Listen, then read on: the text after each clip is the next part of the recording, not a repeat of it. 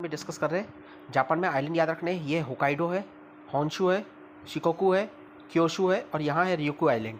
तो ये 5 आइलैंड याद रखते हैं, Hokkaido, Honshu, Shikoku, Kyushu and ryukyu। ये 4-5 आइलैंड हो गए।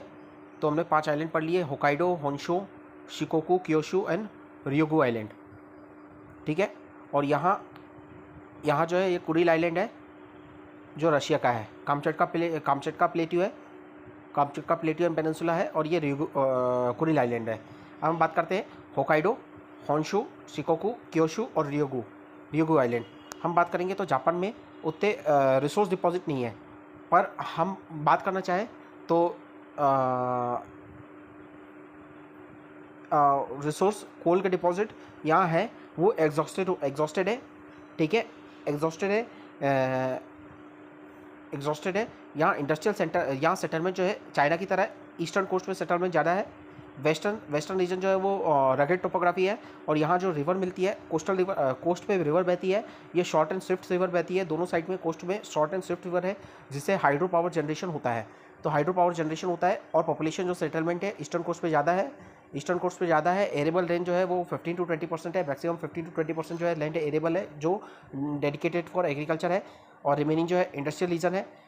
यहाँ जो होता है रिसोर्स का इंपोर्ट होता है, जैसे कोल हो गया, और यहाँ कुछ कोल डिपॉजिट है, रिसोर्स के डिपॉजिट है। इसमें एग्जांपल है इशिकारी, निगाटा और अकीटा। इशिकारी, निगाटा, अकीटा, ये 3 जगह हम याद रख सकते हैं। अगर हमें रिसोर्स का याद रखना है तो Ishikari, Niigata and Akita. Ishikari, Niigata, Akita. ठीक है। अब हम इंडस्ट्रियल रीजन की बात करेंगे।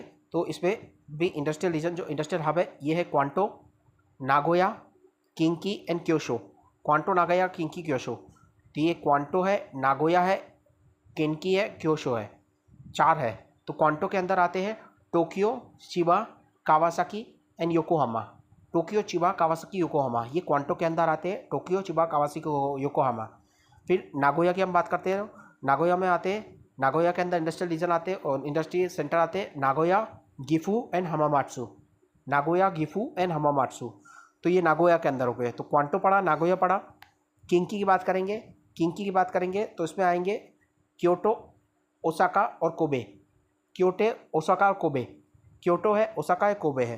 तो क्वांटो हो गया, नागोया हो गया, किंकी हो गया। और क्वांटो, नागोया, किंकी और क्योशो में आते हैं हिरोशिमा, नागासाकी, किटाक्योशो। हिरोशिमा, नागासाकी और किटाक्योशो, ये जो आते हैं ये 4th इंडस्ट्रियल रीजन में आते हैं।